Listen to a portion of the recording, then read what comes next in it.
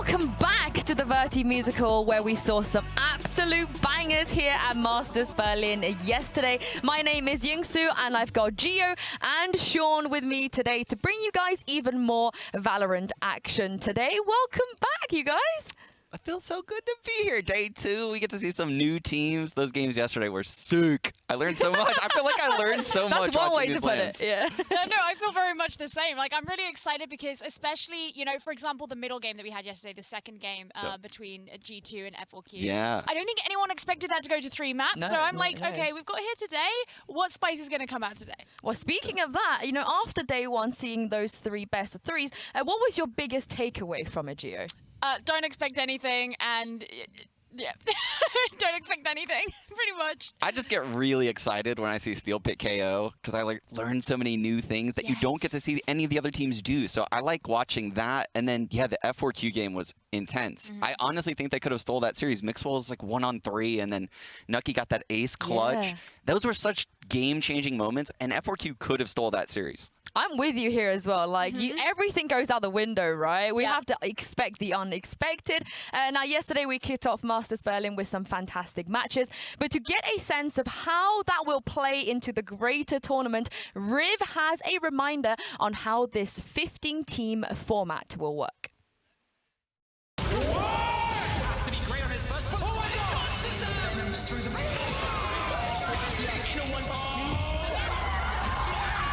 Masters Berlin is the last major tournament before Champions, the global finale of the 2021 Champions Tour. At Masters Berlin, teams will battle to earn circuit points, prizes, and qualification into Champions. Teams attending Masters Berlin earn their spots through one of 7 regional challenger qualifiers.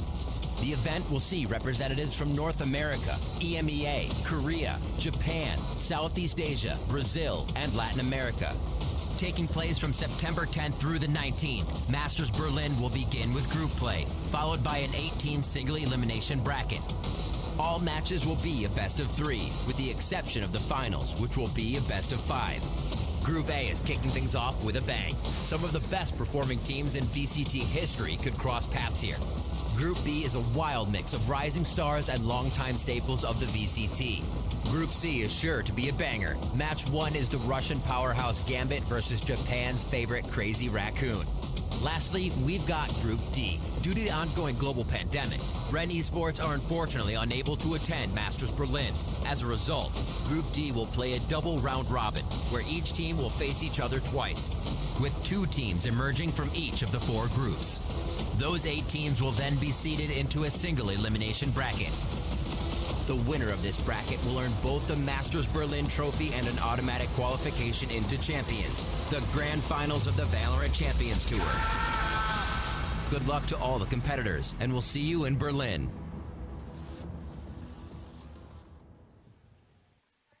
Honestly, I could listen to Riv all day. I love his voice so much. But now we've got a taste of the competition and of the groups as well.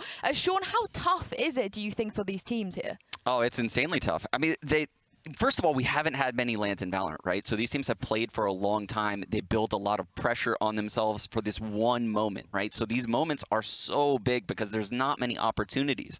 But the format does benefit the players, and I'm sure they're very comfortable with it because they get that double elimination bracket. I think, for me, the thing that always intrigues me the most about things like this is how much you cannot understate the difference in playstyles regionally. Because, as you say, we haven't had a ton of lands here in Valorant, so a lot of these teams are used to playing within their region. They're very used to a certain type of way of playing, and in basically all of these groups we have this mishmash from regions, and suddenly they've got to go up against things they're not used to. Yeah, I mean, we've got a taste already of the 3 out of the 4 groups. We will be bringing you some action from Group B today, but first, Paper Rex, they're going to be taking on Vision Strikers, and then Crazy Raccoon will be probably trying to pull off an upset, I'd say, as they go up against Gambit, of course, the #1 seed coming from EMEA. And last Lastly, we are going to be heading to Group B as Envy will be playing Vivo Key. This is a bit of a repeat in terms of regions between NA and Brazil from yesterday. Sean, what are you most excited for out of those 3 matches? Well, as an NA player, I can't wait to see El Diablo on there. My boy Ye. Of course. He tears it up in NA. He's so aggressive, and I want to see him bring that same passion and fire when he plays on LAN. And I know he can because I've seen him play for so many years. But this new style he's brought to Envy is just, it's so successful. It's propelled them to the top of our scene.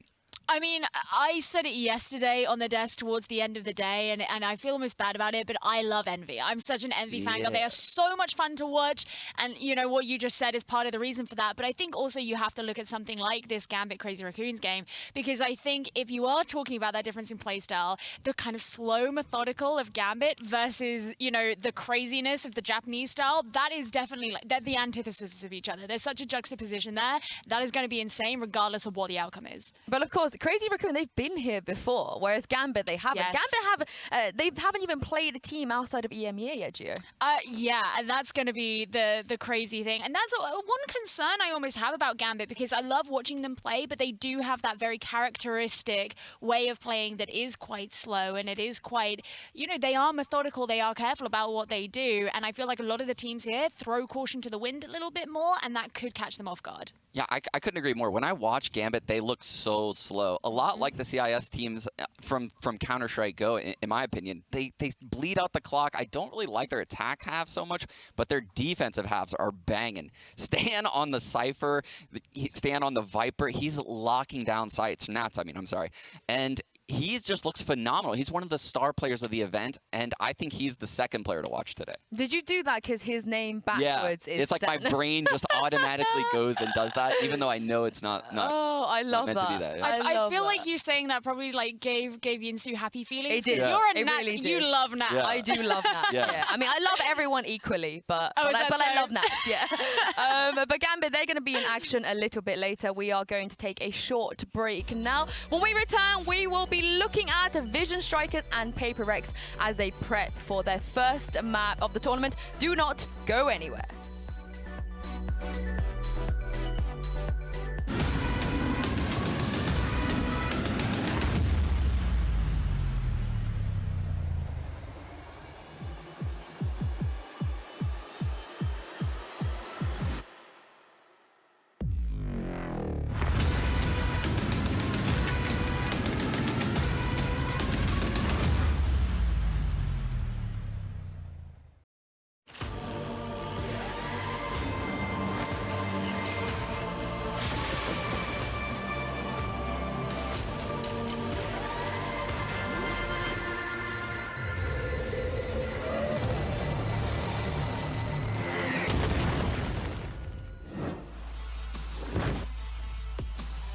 We've already seen Ascend and SMB in the group of death, but it's time to break down the other 2 teams in this group, Vision Strikers and Paper Rex. Gio, how different is this matchup to the one we saw yesterday? I feel like this is going to be so I don't know. I mean, Vision Strikers already, you've got so much expectation. I think they must be one of the teams, at least one of the teams who wasn't at Reykjavik, that has the most expectation, probably because of the whole story of the 100+ game win streak, and because that people expected them to get to Reykjavik, and now they're finally here on LAN, and people are expecting great things. Yeah, I couldn't agree more. Vision Strikers is just dominant. Yeah. Dominant. Ever since they picked up Lakia, they have just been destroying the region. They look so clean, and they are the ones that brought the synergized abilities to the world, right? They showcased the dash and the flash with Breach and Jet, and they're the ones that got everyone on that grind of synergizing the abilities. And I love watching them because they always have these creative ways to incorporate the new agents into the game. And I think we're going to see a lot of that today. But I also got to say that, you know, we call this the group of death. And looking at the bracket right there, whoever wins today plays Ascend. And whoever loses today plays SMB, Sean. It's kind of mind-blowing at this point. It's actually so brutal. It's like a must-win game for these teams. Like the first game of the tournament, it's must-win. Because, yeah, like you said, you lose this game and you're immediately playing SMB in the lower bracket. That is just brutal. Yeah, but also Ascend are waiting for them as well. I'm sure they're going to be watching today. I would be really afraid of that. I would be really afraid of that. Although, you know, if let's say we see Vision Strikers win here and we're going to get to like see CNED versus Buzz or something like that. I would be like, yeah, and speaking of Buzz, yeah, let's talk about this roster a little bit more because Gio, this is a funky roster. They have more than 5 players. Yes, and this is actually really common in other games, I think, and especially when you look at the Korean region, a lot of teams will have like specialized players, and that's what we talk about when we think of someone like Luckier. You know, he comes in, these days plays a lot of Sky, he comes in for their bind compositions and whatnot, but the 5 players who you're seeing on your screen right now are those main 5 that you're typically going to see in the majority of their games, but I really actually quite like the fact that they have that specialization. Yeah, it gives them this element of unpredictability, right? RB also used to be the Jet main on this team, and now he's fallen back into a different role, right? He's playing Sova, he's playing some Sage too. Buzz is the perma insta-lock Jet these days, and the way they use Jets is very different than what you're used to in NA, where the Jets are opening things up. They're very individual players, and it seems like NA has a lot more faith in the individual plays, whereas Vision Strikers, when you watch them, it's just like a masterpiece. Everything has a reason behind it. Everyone is always working with each other. Yeah, and I know, Gio, you mentioned Lakia before, but Sean, I think a lot of people are surprised that this is the player that's on the bench, right? Because how good he really is. Yeah, I mean, you say he's on the bench, but I see him on the stage. I don't know if he's going to be playing in any of these maps today, but he is incredible. We saw him in Iceland, and he was one of the top performers for NewTurn. So, yes, as someone in like Western culture, that is just so weird for me to see, right? A star player on the bench of a team, but that just shows what their vision is, no pun intended. That all they care about is winning, and hats off to him for taking this role and just being the player to lock down one map in the pool. But I think we're going to get some curveballs from Vision Strikers throughout this event. I think we're going to see more than one map played by Lakia. I mean, this was something that I remember we were kind of as a group discussing like a few days before the event even started, and we were like, are we going to see more Lakia? I think I could probably speak for all of us when I say we hope we see more Lakia, just because he's so much fun to watch. But, you know, you talking about how you can just see that like synergy between everyone and the way that they like to play. I think someone who you really have to thank for so much of that is Stax. Because you can see his leadership just in the way that they play. Yeah, and Stax is a player we talked about yesterday, actually, in the opening segment. The fact that he's the one that brought Breach out into the forefront of the scene, right? He's probably the reason why Breach got a bit of a nerf on the flashes and everything. He's now playing a bit more Sky. He's kind of fallen into the meta, right? But he still has tremendous success, and he's in that supportive role. And you can tell, like you said, he's leading the team very well. Well, we are excited for Vision Strikers, and I know that the international Valorant fans are no doubt also excited as well. So let's hear from a fan favorite. It's Vision Strikers.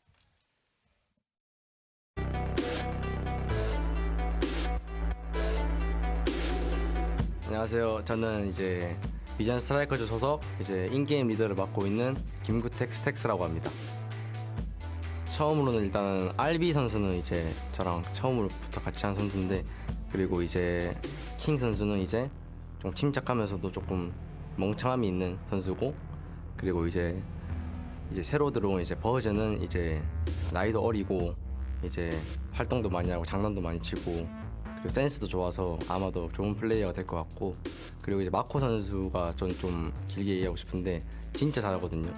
진짜 침착하고 아마도 이번 대회에서 진짜 손에 꼽는 선수가 되지 않을까라는 생각이 좀 들어요. Dude, Mako is unreal. Like he knows where people are behind the smoke and everything comes around. 3 kills. 이게 이제 글로우 선수가 은퇴하고 저한테 이제 오더를 맡음으로써 이렇게 부담은 있었지만 원래 하던 역할이 그런 종류로 이렇게 말을 많이 하는 그 카테고리 종류 중에 하나여서, 그리고 견제되는 팀도 하나도 없고 원래 제가 항상 자신 있는 편이기 때문에 저희 팀도 항상 자신이 있기 때문에 견제되는 팀 하나도 없습니다. 좋게 생각해 주셔서 좋게 생각하시는 팬들도 있겠지만 나쁘게 생각하시는 팬들도 있거든요. 이게 이제 조금 이제 우물 안의 개구리 뭐 이런 말 써줘도 되나? 우물 안의 개구리라는 말이 있는데, 작은 나라에서 저렇게 하는 거는 이제 어떤 유럽 팀이 가도 당연하다 이렇게 생각하시는 분들도 있는데, 저희는 그거를 조금 지금 나쁜 팬분들은 아니지만 그래도 저희한테 관심이 있다는 거기 때문에 저는 그거를 이제 보여주기 위해서 좀 빨리 좀 대회를 한번 해보고 싶어요. 저는. 그분들을 위해서.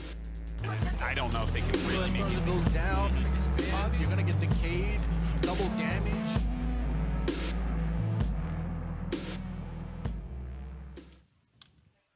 You know, I almost forgot about Glow until Stax mentioned him. I'm so glad he did because he was such a big part of their early success. And Sean, I want to pick your brains real quick about what Stax said.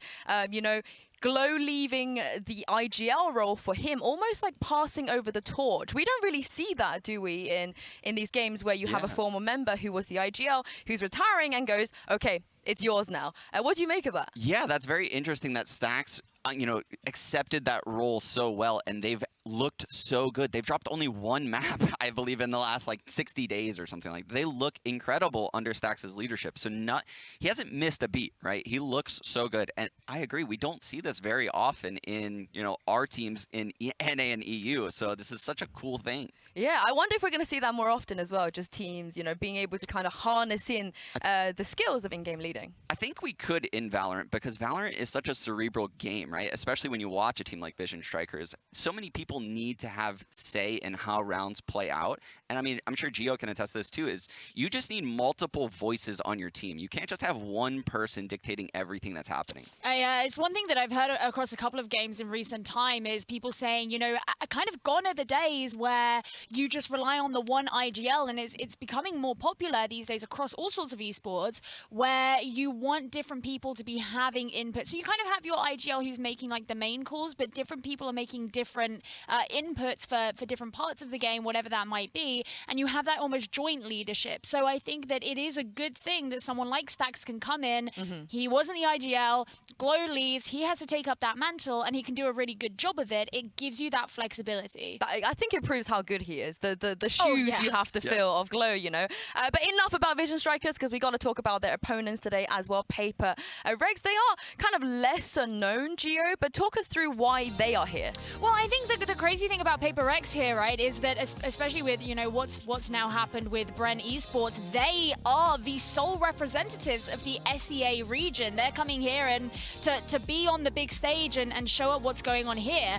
And the funny thing is while you may look at them and say, okay, well, they were the second seed coming in, Paper Rex only lost that grand final against VALORANT Esports. Prior to that, the previous 11 games, everything in stage 3, they were like winning everything. So not a team to be underestimated. Yeah, and the man we just saw on the team, Forsaken, he's on the Jet. He tears it up. He averages a 289 ACS since the start of July. That's just unreal, right? To compare that to the Vision Strikers Jet main Buzz. Buzz is only averaging 234. So he is creating a lot more space. He's given a lot more freedom, I guess, in the role. They play a lot looser than Vision Strikers. So the contrast between those Jets could actually benefit Paper X in this matchup, depending on how Forsaken plays. I mean, when it comes to Forsaken, though, Sean, how do you think he would compare to your Cena, to your Tens? Because we saw, you know, Patipan, he could do a lot at Iceland from that region, but it just still feels like there's a bit of a gap. I don't think there's a gap in the players. I feel like there might be a gap in the cohesion with the teammates, right? If someone's not trading him or spacing properly with him or, you know, giving him the right flash or smoke, he's not going to be as successful against some of these top teams from the other regions that he doesn't have the familiarity with. I mean, something that I'm really going to be looking for is Devai, who is one of their players who sometimes will take on the duelist role. We've seen him on the Jet, but also plays a lot of, you know, the Sky. So he does a lot of that initiating. And you would kind of hope that a player like that who has played in both roles is going to have more of an insight into, you know, the right time to use it, the right way to support someone like Forsaken. Yeah, but also, you know, we spoke about this yesterday too. The pressure's not really on them, is it? So Forsaken could just be unleashed at this point. Yeah, well, yeah, no, that's true. But I feel like you have to have joint responsibility. We're all a team. What do you want to see? I kind of want to see him unleashed. You got me excited. I just hope he just runs around bladestorming everyone to death right here. It's kind of giving me like the Patipan feel, you know? You got nothing to lose. You're here to kind of show what you can do. And but at the same time, Vision Strikers as an opponent, Sean, is that the way to break them down? Do you just have to send that person in and just try and be unleashed? Don't put me on the spot like this. I would have no idea how to approach a team like Vision Strikers, right? You need to bait out all of their little gimmick trap plays? Because that's how Vision Strikers operates. They operate on these synergized abilities and they trap people, right? Say a Cypher Cam sees you or a Killjoy alarm bot detects you. You might get Omen paranoid, you might get Breach Flash, you might get fault lined immediately afterwards and then triple peaked, right? So how do you bait that setup out without dying and without, you know, committing to fights? I think they're going to need the Jet to go in and dash away from that kind of stuff. I mean, I think that they're going to have to be very opportunistic because, in my opinion, one of the flaws in the way the Vision Strikers plays is they can be quite guilty of leaving space open, especially if they're on the defense. So if you're a team who can actually exploit open spaces on a map when they've been left, that's going to be your way in, and then you can kind of get them from behind. But that's the thing about Vision Strikers is there's a lot of smoke and mirrors. They leave places open, but there's like little traps. Like there's little mollies waiting or an alarm bot waiting, and it's almost like they want you to go into these open places and they have all these protocols set to retake them. Yeah, I also want to mention because in the press conference, Ben Kai, what a personality. I don't think many people expected him to be so outgoing and funny. I remember him saying that they did lose 24-0 to Vision Strikers previously, right?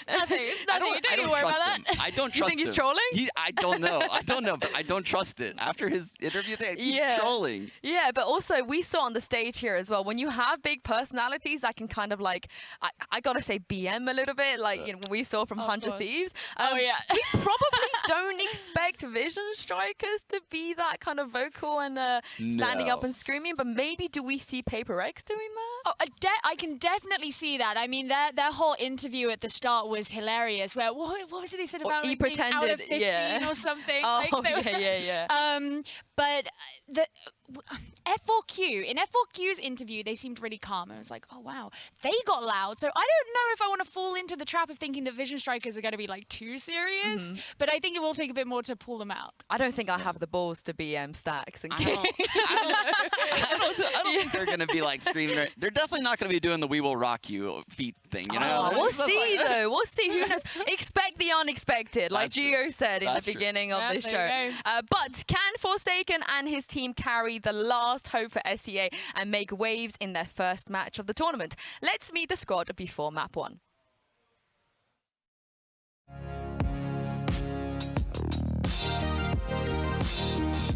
My in-game name is Ben Kai, and I'm playing for Team Paper X from Southeast Asia.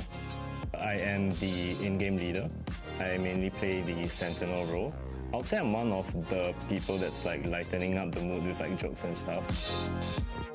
Our next guy, we have Davai. He's the second duelist in our team, and he plays like Sky and stuff.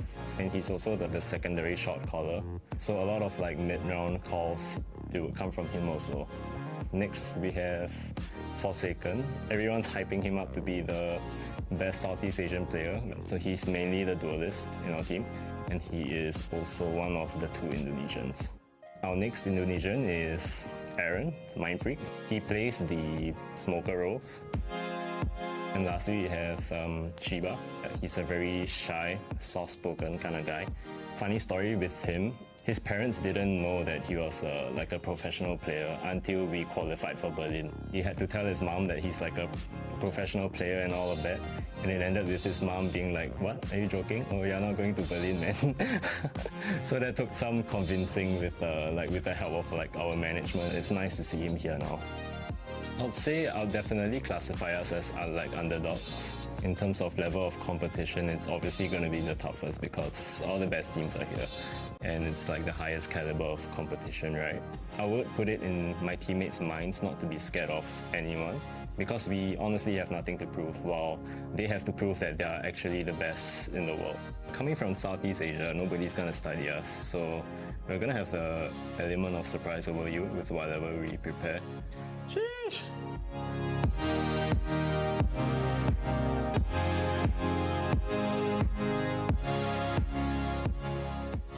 I'm really sorry. I got to wipe away tears for a second. What an interview, Sean and Gio.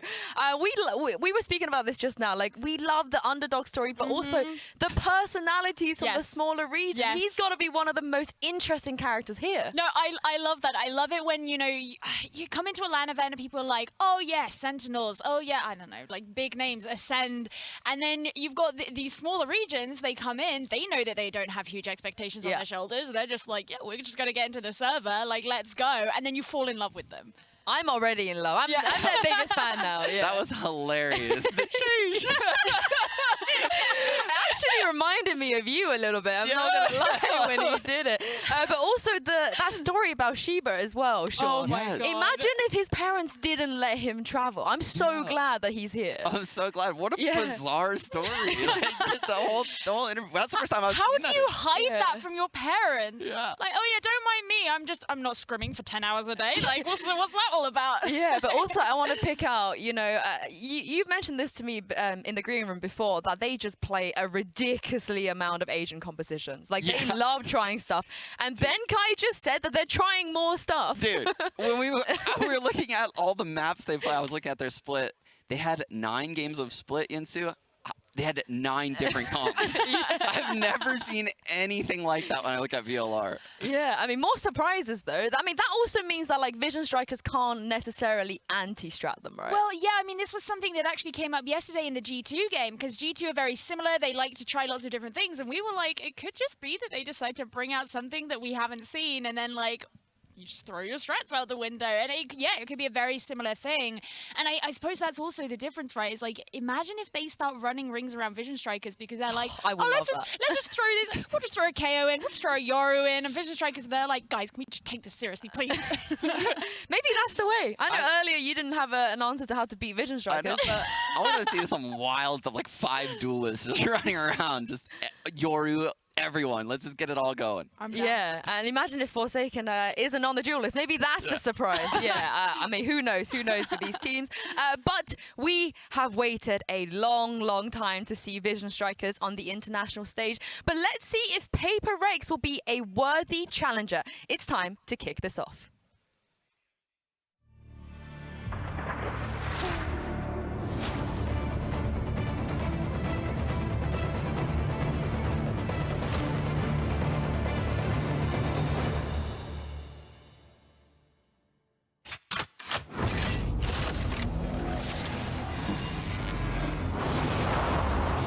A masterpiece lasts forever, while the artist will find death awaiting every turn. A moment that will outlive me, to become eternal, or to be forgotten. Ars longa, vita brevis.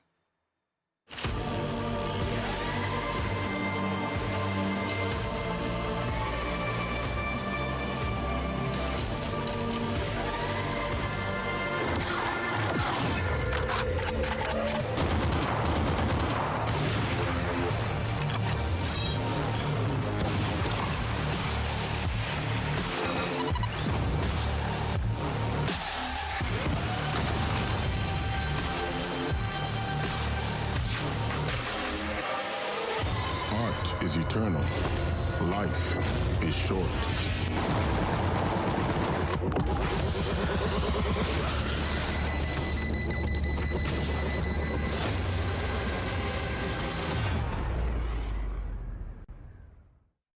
We are kicking off Masters Berlin strong.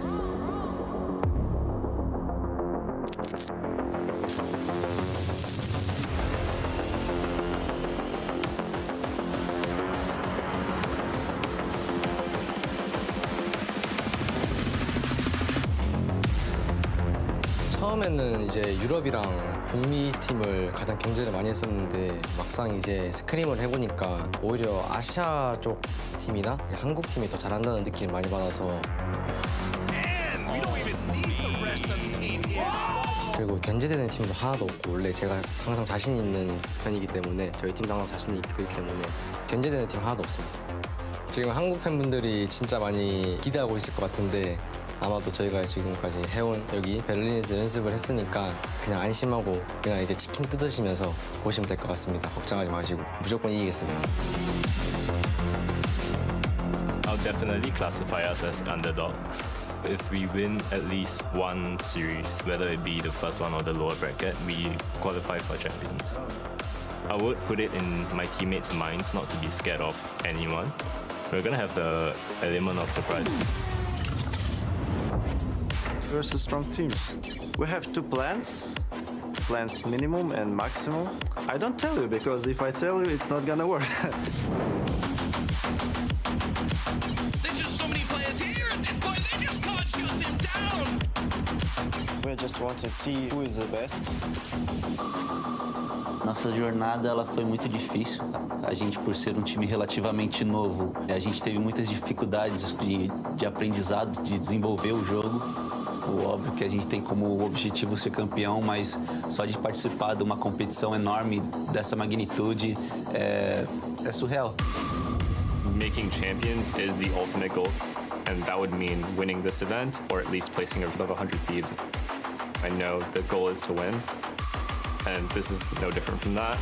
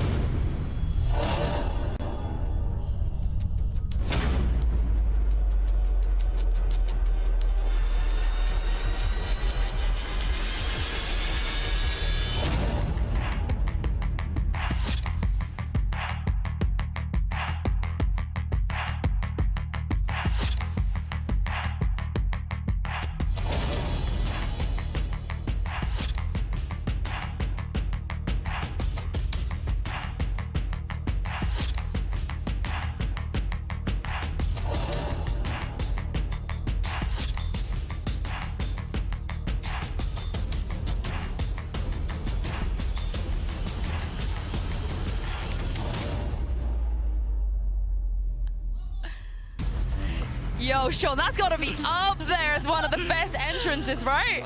I was like, is he about to get naked? I was like, what are we going to do right now? I was starting to get really nervous. Starting things off strong, Gio. I think they're setting the tone. Oh, I love it. I'm just like, at this point, I'm not even like interested in who specifically wins. I'm just interested in theatrics. Yeah, that's the best part. But also, Ben Kai made a very, very, very good point. This series is a big deal for these teams here, but if Paper Rex wins today, they lock in for champions. So this is more than just a best of 3 for them. Of course, they said already they don't have that much to prove, but Sean, imagine if you beat Vision Strikers to get into champions. Yeah, that changes everything, right? Because the only goal here is to make champions in their minds, right? So this match, I bet they put so much prep into this match. There's probably so much anti-shrouding going on. They've combed through every Vision Strikers VOD there is. And I think we're going to see some nutty game plans coming out of Paper X here. Yeah, well, hopefully we see some nutty maps as well, because map picks and bans and map select is ready. Oh, I want to wave back at Benkai so badly. But yeah, let's see where we are going today. Very, very, very crucial match, of course, for the side of Paper Rex. But Vision Strikers, they also have a lot to prove. You know, people have waited so long to see them play on an international stage, and I'm sure they will want to start this off strong as well. Let's get the bans out of the way first. I believe Vision Strikers will have the first ban here out of these maps. We haven't seen Breeze yet in this tournament. I'm a little bit disappointed, but I don't think they're going to ban away that. Both teams, you know, they can play. Both teams can play it. Yeah, Paper X is 7-2 since July. Vision Strikers 1-0, and there you go. Vision Strikers banning Ascent, and this is actually going into the strength of their opponent. Paper X 8-1 on Ascent. This is their best map, and maybe tied with Icebox up there. Oh, well, the next one's come out, and that's going to be Bind. That's an interesting one, because that is definitely a map that Vision Strikers excel on. And we spoke about how they bring in Lakia for that map. They really have their specialist style of play. That's out. Yeah, well, the first map, we're going to go to Haven. This is selected by Vision Strikers. No surprises, really, Sean. No, not at all. And they are insane on the map. This is a map where they run double initiator, and they're just so good at controlling everything. And they're going to actually, PaperX is opting to start on defense. I mean, I'm just excited to see how Forsaken's going to play there, because Haven is one of those maps that is not necessarily one of the favorites for PaperX. They don't really like playing there so much, but I would love to see some, you know, aggressive jet, like push down the longs or whatever, just like go for it. I mean, they spoke about surprises, right? And there's plenty of room to do that here. And the next map, Geo, is Icebox. Yeah, I mean, I kind of expected this one to come up. Icebox was played in the final that PaperX played in against VALORANT Esports. It's also one that Vision Strikers don't like so much comparative to other maps. Yeah, but I understand. I see what you're saying. They're 12-1 on Icebox. It's their best map for sure. But Vision Strikers is 5-0, and they're averaging 10 rounds on both halves, attack and defense. They are blowing people out on Icebox. So this is like their home map as well. Yeah, I mean, Vision Strikers, they don't really lose on Icebox. No. I know they've lost one time, but, you know, and the decider is pretty interesting, this one, Sean, because it is split, like you mentioned. PaperX, they like to play a lot of team comps here. Yeah, they like to play a lot of comps here, and Vision Strikers opts to have this map be the third. I think that's pretty interesting. This Vision Strikers iteration isn't the ones of past where you think of these excellent split setups. They're the ones that kind of set the meta on split with the Jet and the Breach back in the day, and I haven't seen that out of them lately. Yeah, well, I was going to say I'm happy that Split's in just because I want to watch stacks. Yeah. Like, I just want to watch stacks, so just leave it there. I'm scared for PaperX. They must have something up their sleeve. But, I mean, this is under the assumption we go to map 3. Do you guys think we're going to be going to map 3 after seeing the vetoes? I won't rule it out. You know, I think when you look at this matchup on paper, it's very easy to be like, well, look at the prestige and the pedigree of Vision Strikers, and PaperX are a bit more of an underdog. But you know, I actually won't rule it out. I could see it happening. I'm gonna rule it out. Oh wow! Sean's not having. Oh wait, 2-0 PaperX today? No, really, no, Sean? not. This is where Vision Strikers puts the world on notice. Yeah. Right here. I've been waiting for this moment. Vision Strikers is the team that got me into the esport of this game, and everyone's about to see why. So what I'm hearing is I'm biased, therefore they're gonna win. Yeah, basically. But let's talk about Haven now first. On the side of Vision Strikers, you know, we know they have that 6-man roster, but Sean, Lakia is not here for this one. No, he's not going to be here for this one, which is kind of interesting because, I mean, they are running initiators on Haven. You know, Sova's typically very good on the map, but I guess they just don't have the comfort with him yet at this point. It doesn't mean their Haven's weak. I just want to keep that in mind, everyone. Just because Lakia is not in the server doesn't mean they're going to have holes on their Haven. No, I mean, especially we spoke about before about how RB has been taking up a lot of the Sova, even though previously he was a duelist, and he's done a decent job of that. So I don't think you can just say, oh yeah, if Lack is not in the server, you're not going to have that. The interesting thing for me is that recently the compositions that these two teams have been playing have actually been relatively similar. And if you were to look at the second most recent composition that PaperX played, it was actually just one agent off what Vision Strikers have been recently playing. So I want to see how that matches up and if they're going to use those agents similarly. And that is, of course, if they choose those agents. Speaking of agents, I think we will get to see a breach, and we do not get to see many breaches on Haven in North America, so that is going to be... Or anywhere else, really? Anywhere, yeah. And Stax is just so good at using the fault line, which is, you know, the signature ability for breach. So he's going to get it once at the start of the round, and then he's going to wait for it to recharge, and they're going to use it again. Oh, he's going to be sat... on defense, he's going to be sat outside of Garage. Oh, well, no, I'm thinking of Split. I'm thinking the wrong map. But...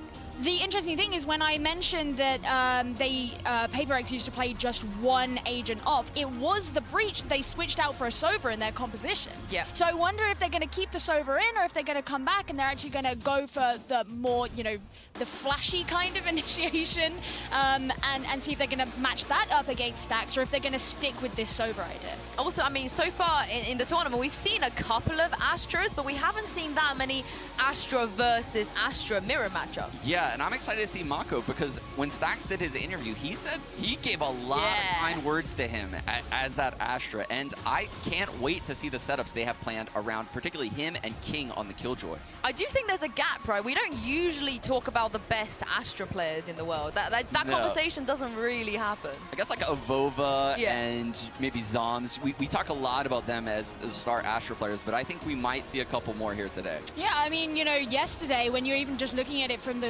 perspective of the Korean region, Zumba came out so much. Yeah. And so seeing how that's going to go there, how this is going to fit in that, I suppose, context of the Korean region as well. It's going to be hard to match up to those names that you just mentioned, the Avova, the Zoms, but you can still put your name on the map. Yeah, and also, you know, from what we saw yesterday, it's so important to win that opening map. I feel like the momentum that you get, especially in an environment like this, where you can see your opponents, it's going to be a tough time for Paper Rex here. Exactly, especially because it is Vision Striker's map pick, right? And since they have such a wealth of depth in their map pool, it's hard to anti-shy. It's hard to know what they want to pick against you, so you can't get that prep in, because what are you going to prep for? Haven, Bind, you know, you have to prep for all of the maps, and you just don't have the time to do that. So this first map, Vision Strikers has a heavy advantage in my eyes. Yeah, I mean, I can see that. You also have to remember, of course, Paper Rex didn't actually play Haven in their grand final. And I know that the be-all and end-all is not the last grand finals everyone played, but there has been a bit of a gap where it's been, okay, we're going back to scrims, we're preparing for Berlin, we're not actively playing in officials, and those grand finals were so huge that they will have been a really big topic of their focus. So for that to not be a map that has been on the tip of their tongue, that they've just developed things for, a lot can change in that time, but also it means that they've had their focus on other maps in that space. I do wonder though, because obviously they've known the bracket for a little bit now, at least. They kind of know, they know who's in their group, they know they have to play Vision Strikers. So do you feel like, Sean, that they could just anticipate this? Because they also are aware that Vision Strikers are very good on Haven. Yeah, and I think they could have gone a couple ways here, right? I mentioned previously RB used to lock in the Jet all the time, right? He used to be the Jet one trick on this team, but since bringing in Buzz, he stepped back into a different role. He plays a bit of Sova and a bit of Raze. But to talk about the contrast in his stats, his Raze has a 324 ACS, his Sova only 182. Like, that is a very big difference in his roles. Yeah, well, we are into the Prime Gaming Agents Select, and just giving you guys an update, the black and white agents you're seeing now are the most picked agents of individual players, I believe, since Stage 3. So this is not an all-time stat like we did yesterday. This is just what they have been picking during Stage 3. Mako there with the Astra. Gio, expected, we spoke about this already. Yeah, we just said, you know, we thought he would be on Astra, but it's really about how he shows up on that, and Mind Freak's going to be doing that and return on the other side.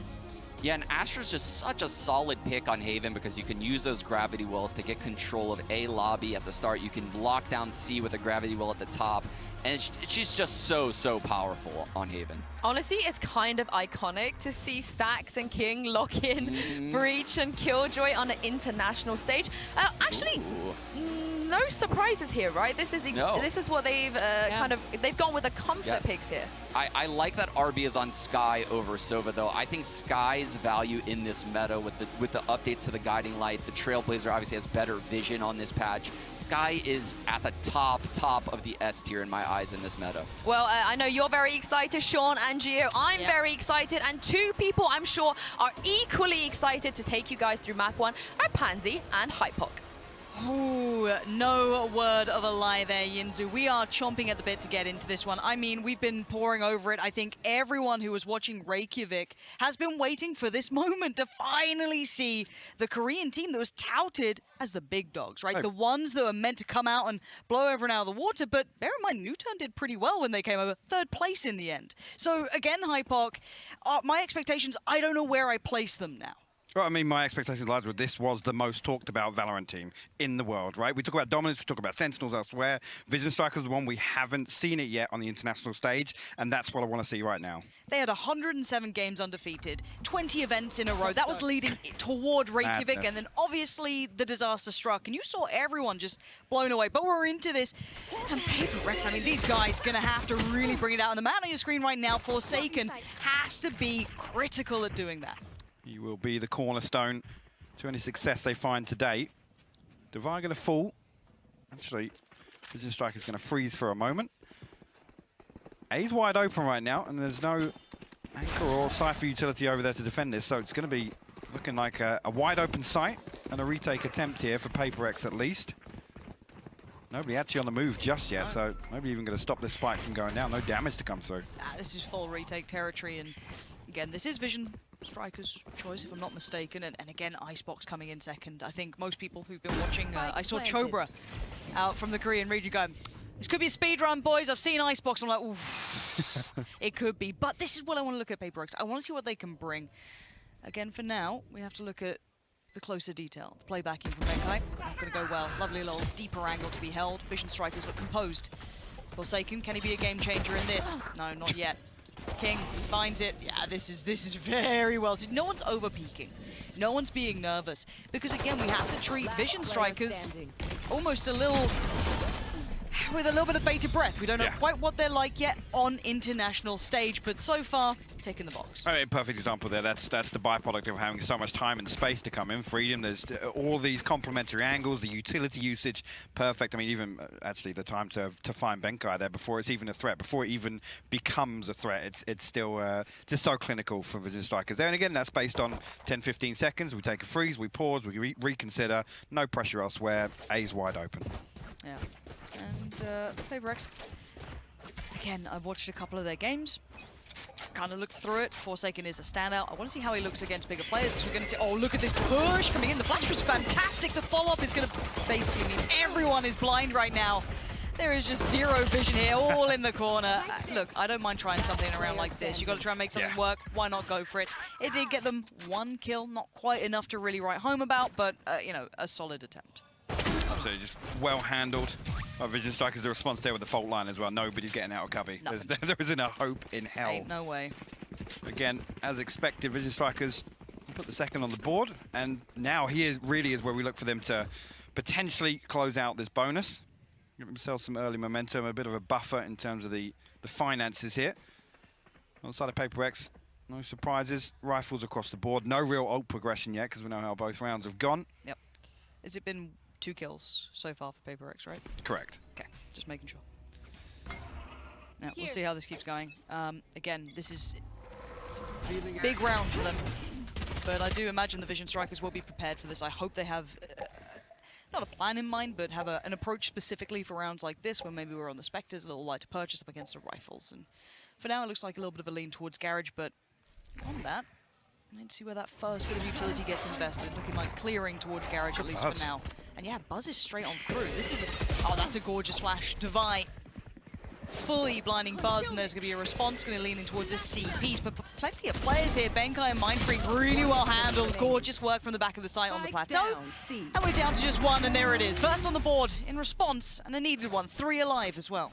Really, really well played round, actually. I think that was Mindfreak who backed up and actually used the utility against them. And fantastic play from Buzz there to split through from B. I think actually there was a flash come through from RB just inside the Garage window. But again, really, really well played there to back away. Sorry, it was Mindfreak over on Platinum. Mistaken there with Devi actually all the way over in the spawn that managed to catch that and completely shut that down. Again, that split, if it goes for another 3 seconds or so, Vision Strikers are in there, and they have all the actually the back angles from spawn towards C site. Yeah, that could have been a game changer. So the difference is palpable. Forsaken again, taking space. Again, yeah. We saw this, as said, in that kind of, round where everyone was blinded over on C-Long. But again, I like showing this, I like seeing that, and look at the response off the back of it. Well, particularly on a map like Haven, again, we look to Forsaken to be kind of that valuable impact player on defense, more so than attack, right? Again, we can talk about drawing rotations and whatnot, but I say King, be careful there on the cross. The lockdown will get invested here. real chance to stop that right now, and Sheba's kind of stuck in cubby. Forsaken's going for this. The flash was sent in, he's going for it. He absolutely is favoring himself, and why not? He's actually taken one down, takes down the ult, but will lose life. Buzz on the way around, and Buzz gives them the drive-by. 3 quick kills, and the site is theirs. And once again, in this buy round, where we've had these more even purchases, they're barely losing a player. No, it's unlucky there, really. I mean, Sheba gets isolated. Forsaken actually comes there to try and bail him out, deal with the lockdown, but the contingency in place for Vision Strikers completely shuts that down. Mindfreak just opted to hold on to this, try and get something done in the next round. But again, I'm liking what I'm saying, at least in the early round here, the response from Vision Strikers here is perfect. There's a little bit of presence shown, a little bit of utility shown on C long. Straight away, they look to try and pressure towards A. And even on the flip side of things, to talk about how PaperX are looking, I still like the aggressive nature from Forsaken. I think trying to find the right balance of that is always going to be difficult. I mean, Vision Strikers are no slouches, but I like the fact he's trying it. That push up C long, the re-aggress towards sewer, denying the ult. I mean, it's a hard balance. And they're coming into this as someone who's playing up against a pretty heavily favored side. So continue that aggression, continue that confidence. It's very impressive, but his Buzz just pretty much saying, nah. Yeah, I mean, for me, obviously the concerns of Forsaken cross-region, can we expect him to have the same impact against arguably a much more structured but also reactive team like Vision Strikers? And it's difficult to find those solo opening duels. Like, Vision Strikers aren't going to give you a 1v1. I mean, we saw previous in that first attempt on C long, it was like 4 people stacked up, flashed. Again, you're never finding 4 kills versus Vision Strikers in the first 10 seconds. So again, speaking of aggression, a different look for Forsaken this time, heading over towards A short through the sewers, flash to follow. So a different start, but still to the same intent. Yeah, but this is the thing. The biggest win condition for them is him being unorthodox, unexpected, keeping Vision Strikers guessing. And actually, you're seeing them take a step back in the early round here. They're investing a little bit of utility, sending out some fact finders to figure out if PaperX are going to continue with this going forwards. And so far, all they've really heard is that Sheriff. At the moment, I don't think they've heard much more than that, and I think they are definitely trying to piece together whatever picture they can find from this, because there's a bit of a death ball on the other side. You've got kind of 3 players just looming around. They are mitigating Forsaken by doing this. It's actually a perfect counterplay. The hardest thing for PaperX is going to be repeating that success and finding value with it consistently. Yeah, jump peek now made. How many players can they get on the side quickly enough? Keep in mind, there are rifles out here, and there's one of them. The Bulldog bites, and Buzz goes down on his own as well. Not really able to get on through on this one, but there's the burst. Now everyone's here, and Forsaken, that's a huge one for the boys. But that was very unorthodox as a round, though. Look how proactive the defensive side were in that. Forsaken's from A, he's all the way back through Spawn, he's back through Garage, and then when the hit comes through, actually, PaperX have done fantastically to at least, you know, have feelers in place where they're not sensing any of this pressure, and I think they anticipate that C hit perfectly.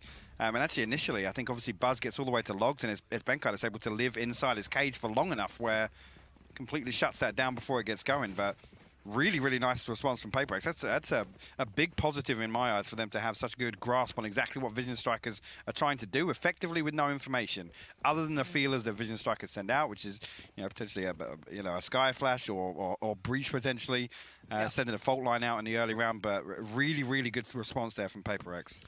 Yeah, and it does seem as though we do have a tech pause, so we get to show off the lovely floor. It's so nice that they, you know, just for us, they made this entire graphic. I heard that was, yeah, they heard we were coming, and production said we're going to need something fancy for when Hypoc and Pansy get up on the mic. That's it. Shout out production. It does look great, though. Like, who thought you could actually make a tech pause look kind of exciting? I think we've done that a few times. We've had a few really good tech pauses. We have. In our time. Got the dancing, got the moves coming. That intro was. I'm so glad Sean picked up on it. I was really worried for a second. I was like, oh, do we need to cut? Do we need to cut is to he having a another problem? camera? Oh, was that? Is that a dab? Oh God. Lucky that was out of focus. Actually. Yeah. Thank you, cameraman. Whoever you were, you knew what was up. You could sense it coming a mile off. But yeah, hopefully they'll get this one fixed up as soon as, and we'll be jumping right back on it. It'll be no issue. I'm sure it's just get yourself situated on stage again, get all the gear working, get everything comfortable as you can. And for now, it looks like once again, already at this point, we can see that aggression being toyed with. And this combination, I love this little, Skyjet combo. You're basically the 1-2 punch, right? If you get that synergy correct, you can do some real damage. And it looks like we're going right back into this. Get out of my way. Buzz popped the blade storm off the rib. He's got the Sheriff, but rifles across the board elsewhere. Again, PaperX looking to get aggressive. I'm loving this, Lauren. Again, they come through. Actually, Vision Strikers again going to adjust their setup, but This is a lot slower in the first 10 seconds once again for Vision Strikers. They're still pushing. They got noted by utility. The assumption would be that you'd back away, but Forsaken is bold. He does at least stick around for now. And it's true. It's a chess game between these guys. It is, but it takes a lot for PaperX to do this, to run the gauntlet effectively for 12 rounds. But so far, Vision Strikers aren't exactly stamping it out. They're not kind of dealing with this effectively. It's, again, freezing for 15 to 20 seconds. Forsaken, again, going to be first point of contact here. Got to be careful, though, because it's Stacks and Buzz.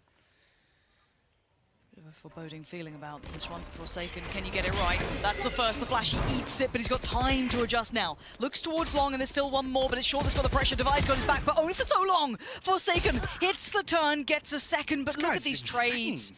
Stack's going to come right back in on that trade. The site is now theirs. Vision Strikers will get the spike down, and it could be retake time now. You know, actually, Benkai and Mindfreak miles away from my site. Shiba up in heaven now. A couple of audio cues, but with the Cosmic Divide going up, it's going to make it increasingly difficult here for PaperX to fight back through. I'm just looking, actually, that the counter divide popped as well, so creates a crossfire here. Benkai actually going to swing through. He finds the first off the stack. The double swing's good, but look at that from RB. Yeah, the Flash as well. Not a hope in hell. RB, brilliant sign to be shown there. Very well handled. And a lot invested in that, actually, for PaperX to still go for that. But again, Benkai here, I'm not entirely sure how he actually still came through and won that one with RB. It looked like he was a little slow to react, but definitely cleans up towards the end there. Again, Sky so useful in that scenario with the Cosmic Divide going up. Once everybody swings one side, perfect opportunity to find that Flash. Money-wise, you can see the bank starting to be a little hit here. PaperX is going to start feeling that pinch. Forsaken, though, unrelenting. He's got the armor to boot as well. How deep Vision Strikers having to play for this. It's a constant threat every single round. The fault line comes through. It's perfect, actually. Forsaken to get away. I'm pretty sure the sound cue revealed, though. This is almost like two different games completely. You have early round where it's find Forsaken, quell that aggression, and then we can start going. You're down to a minute before really Vision Strikers start trying to aggress anywhere, which is absolutely reasonable. And Seeker's going to come down. Now, where do they work off this? Towards A, so that kind of shifts things away from Forsaken being the tip of the spear, more towards Shiba. Shiba now got it all to do, but immediately dealt with. Rolling Thunder comes through. Clear out the site entirely because this utility usage. There's no possibility for anyone to play on site with that execute coming through. Pixel perfect from Vision Strikers. I love a good anti-eco, but I also love to see that Forsaken. 11 HP, but he's still feeling brave enough to go for it. Why not try and make a play? But it's now pretty much impossible as Kings found him. And Mindfreak, last one alive. Maybe a bit of damage would be lovely. No, they've still got utility for a post-plant. You're not getting much in. Yeah. You ain't getting much in, are you? Mindfreak's still going to find something on the exit RB, though. Holding it down with the turret to boot as well. I think he's going to be able to remove any more of these weapons, but keep talking about it here. I mean, I'm so impressed so far with Forsaken, and actually PaperX as a whole, the support system in place to try and enable him, try and get him moving in the early round and find some success. But the problem is, we talk about how repeatable that is, right? You have to constantly be, you know, innovating, and the variation that you can achieve is only really dictated by what Vision Strikers give you. And so far, I think Vision Strikers, like I've already said, risk management-wise, they are completely negating that in the early round. Yeah, I think a lot of us kind of, it's a big tick in the box. It's a really big accolade to be that kind of versatile, defensive-sided, aggressive Opper or Jet or however you want to play it. But it's really not easy to find, as you said, repeatable success with it. It's very, very difficult. And when you can master it, it's incredibly impressive. But a different look here, a faster piece at least to begin with. But Forsaken, a C lean to start with. Op is out, but pressure shown towards A early on. That's a difference though. Forsaken with the opener. And it's much slower this time, right? And that's the key thing. Vision Strikers now have adjusted their default. They have somebody in place to greet any C-long aggression, but this time it's actually Forsaken solo over on that site, and he's crept. There's no utility to enable him, he's just walking. But I also like that you can have that solo player and kind of cheat the additional over off the back of having the op, but there we go. So in response, going to invest the ultimate. Should be a bit of an issue now as PaperX do need to evacuate the site, can't really stick around. And it does still feel like Vision Strikers are having their way on the site hits at least. It's so beautifully scripted, choreographed. Every piece of this utility is perfectly placed. Plant will be coming in, and once again, we're in the post-plant. Again, King gonna tuck into the corner by Graffiti it. As well, it's gonna be so difficult to break this hold once again, but the man advantage here, yeah.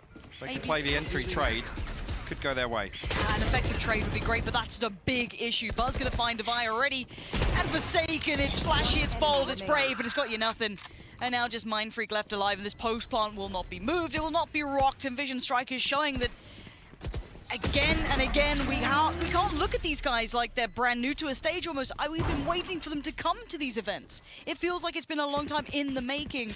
And bear in mind the team that surprised everyone by besting them ended up third in Reykjavik. This is the caliber we're talking about. This isn't a, oh, they might do well in group stage. No, no, no. This should be a deep run team. So that's the kind of lay of the land, and they're playing to that standard now. Absolutely. This is another example here on the buy round where particularly, I mean, Vision Strikers don't even need to fight for A site, right? And yes, more often we're seeing it in at least pro play where teams don't necessarily stack up and fight to the death to hold on to A site, but it's interesting to see there that again, Buzz and King just able to set up one of the most difficult, you know, crossfires to dig out on any map in Valorant is that one between Hell and Graffiti, and I mean, there it garnered them 3 kills, no real entry back on even with the chaos of those flashes coming up. I mean, I'm pretty sure everybody behind default was blind for at least 5 seconds, but still, as soon as that dropped, but as if PaperX now maybe reconsidering their approach. And again, yes, positives, but we haven't seen that value from Forsaken. And for me, I look towards the defensive half to find, you know, at least, you know, a few rounds where they can catch him off guard. And this was a first blood. Did it really alter the course of that round? No, it didn't, because the lockdown clears out. They don't necessarily need smokes to cut off those angles. They have obviously Buzz and the Cloudburst to get through, but it didn't impact, you know, how well oiled that execute onto A side was. And again, I think this just plays to the tune of how good Vision Strikers can be. A player lost, they are still just fine. They're aware of that. They can still hit that execute with the ultimate in place. However, they don't have any of that now. Stack's not too far off, I guess. That could be something manageable. On the other side, we do have Benkai sitting with his, but not really an instigating piece. And maybe Shiba can finally get his going. Forsaken. Again, look at Vision Strikers, man. They're sat there waiting for it. Yeah, it's, again, you're not going to keep getting away with it. And Vision Strikers are happy to do not necessarily late hits. I don't look at them as, shout out to everyone who knows what I'm about to say, the Na'Vi-esque hits, right? Like, they don't leave it down to the 20, 30 seconds and less. It's the FPX hits. Truly. Speak the language. It could be Na'Vi soon, you know? Who knows? No. Again, I don't think they're just classically that team. I think we're just seeing versatility. They're showing that they can do this if we are forced to do it, if it's the best option. They're playing to the correct percentages right now, hitting about that 45-second marker, but they don't know what they're quite up against. It is Marshals, it is Sheriffs, and it's the B site now being taken. Spike in, he doesn't mind, he's blind as anything, he can't see what's around him, and Divide will start to lean in, but he's not feeling so well equipped for this.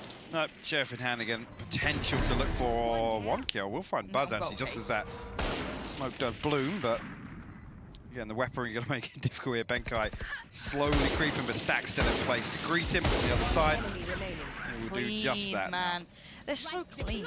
This is, I love a good clean anti-eco. A well played out piece. No one's overstepping, no one's opening up opportunities. Again, someone like Mind Freak, I'm sure would love another easy pick. Someone maybe the damage a little control bold. is perfect though. Exactly. You think their economy's not going to be out of place at all. Their utility's always going to be flush. It's perfect. They play a near-on perfect game here. And this is the thing, actually, in terms of the rhythm of the game, anti-eco-wise, you'd expect Vision Strikers to be like, okay, guys, they haven't got good guns, let's lean a little heavier forwards, but still, they anticipate the you know, PaperX are going to try and push a little deeper, right? And the problem is now, we get to the point where there's a round deficit, so how much more do we see PaperX explore those possibilities in the early round without just getting shut down? I mean, effectively, this becomes mathematically won in the first half if it gets any worse than it is now, Lauren. Yeah, off we go. Device toying with the concept, but he does have Forsaken there with him towards B, and you can see him trying to be mobile here, leaning towards A. You know, the Vision Strikers are very well versed in this A piece. It's probably one of the most telegraphed pieces we've seen out of them. It definitely got everyone's attention, but here we go. Right place. Is it the right time? On the corner, there it is. First blood now drawn, but here comes that sight hit that is known to be so deadly, so hard to handle, but Forsaken is still alive, but for how long? He's got problems. Surrounded, still standing though. Shorts being held back for now. Utility put back in, and Device says hello! 3 huge kills down on Sewer. Finally, Vision Strikers have been dealt with. Perfect response, and it comes in just in the nick of time. I was talking about it's the first time we've seen them actually on the buy round fight for A site. Again, Vision Strikers try to force through the role. He's done it, and actually, credit to Forsaken once again. But Divide coming up huge with these 3 kills down towards Sewers. Absolutely shut that down before it could get going. And then now, yes, with that success on A site, we're actually going to see Benkai over here invest his utility. Maybe play a bit of an anchor role here. So once again, look for Forsaken elsewhere on the map now to try and find an opener and find a first blood. With Devi actually showing a little presence out of mid. He's going to actually walk this. Oh, did he get spotted? He did. Buzz finds him.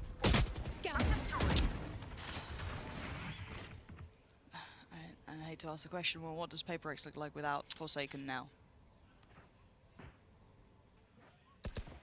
Shiba's had a quiet game. Could do with a bit more here for him. Would you dare do it? No. Shiba, well done. Finds Buzz, couldn't quite make it out. If he got the follow-up, fair play to you. But this looks like more of a reactive piece. They've now had the entry in towards that C side. They've got everyone in the right place they need. Mindfreak sees one, but it's not the one in front you got to worry about. It's the one to the side. It's the old Velociraptor style. Now, at this point, Benkai, what are you going to do? I mean, a 1v4. Have you heard the story? Show me. Show me the money. Talk me through it. It's not this round. King's just fine, and Vision Strikers right back on track. Yeah, all but formality at this point, it feels like, for Vision Strikers. King having an absolute blinder on that Killjoy. 15 and 6, leading the charge for them. You see just here, Operator Barrel was spotted out. Again, it's sort of the snowball effect, right?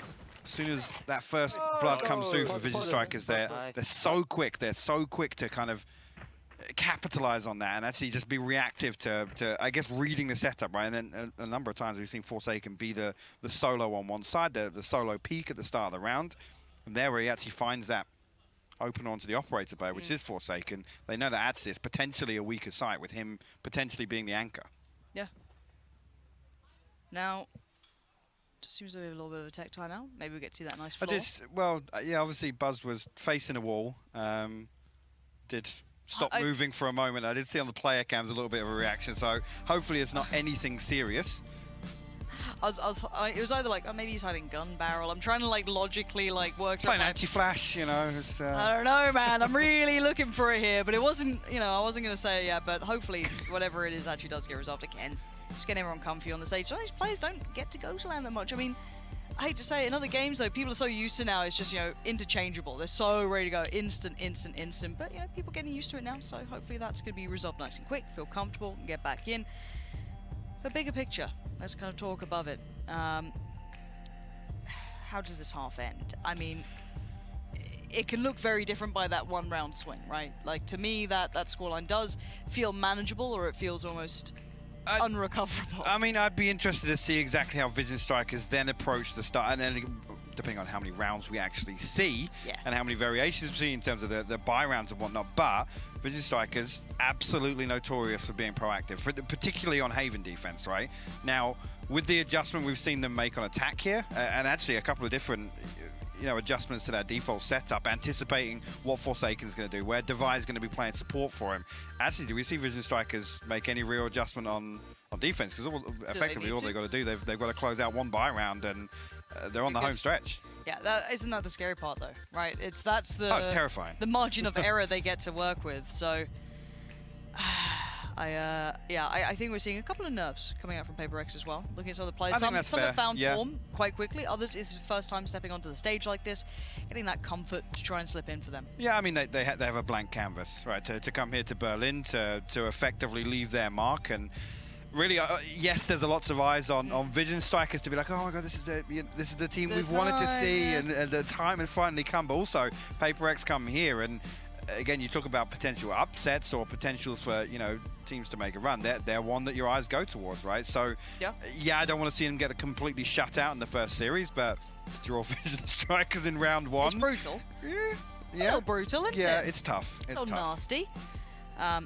But again, there's not many easy games to start with. You know what I mean? I don't think you get many easy games. I think on paper people look to like, well, at least we didn't get Sentinels, at least we didn't get X and Y, but it's like, yeah, the Vision Strikers are that team. They are that caliber. Yeah. It's just, it was such an upset that they missed Reykjavik by maybe their own fault. I remember a couple of discussions afterwards, maybe not adjusting to the meta so early, maybe not picking up certain agents at the time, and it seemingly haunted them. So it's always difficult to be the trendsetters and maintain that, right? Eventually there's going to team that, yeah, exactly. I mean, TSM in North America at one point were leading the fray. Who?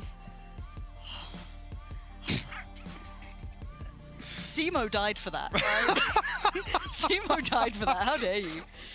Again, there's a couple of others you can run through. G2 at one point, I mean, Fish 1, 2, 3. There's so many teams that had that run for a while, but yeah, once you get red, everyone looks at you. And speaking of looking at one, it will be Forsaken trying to make the moves here. Instantly trying to have impact early on, and same can be said for Shiba, with no reward. Yeah, Hunter's Fury invested. No information even gathered on the back of that. Buzz and RB sitting just outside lobby, and again, that first 20 seconds goes through. Vision Strikers now.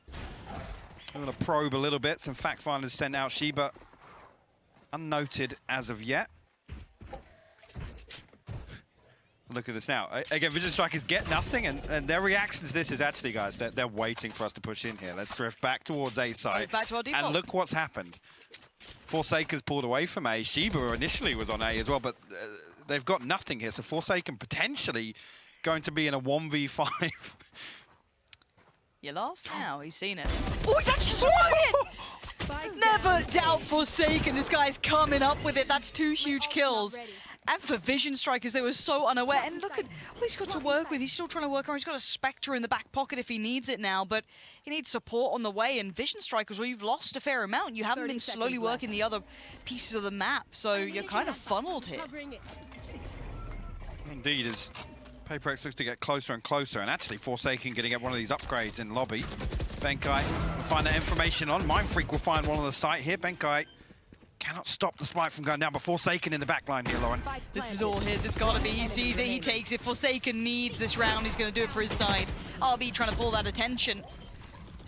Flash comes in. Nah, not going to get it. Shiva's right there. Forsaken just sitting that defuse. And finally, look, we said it. Well, he's got to deal with 5. That's going to be super difficult. Apparently not. Best of a bad scenario for me for this to be 8-4. It gives them a fighting chance at least. And a good opportunity to see exactly what we're talking about. What do we see from Vision Strikers here? What's the precedent they want to set in the first couple of rounds? Well, let's find out what Baller made of that first half. He's going to be standing by to talk you through something that caught his attention.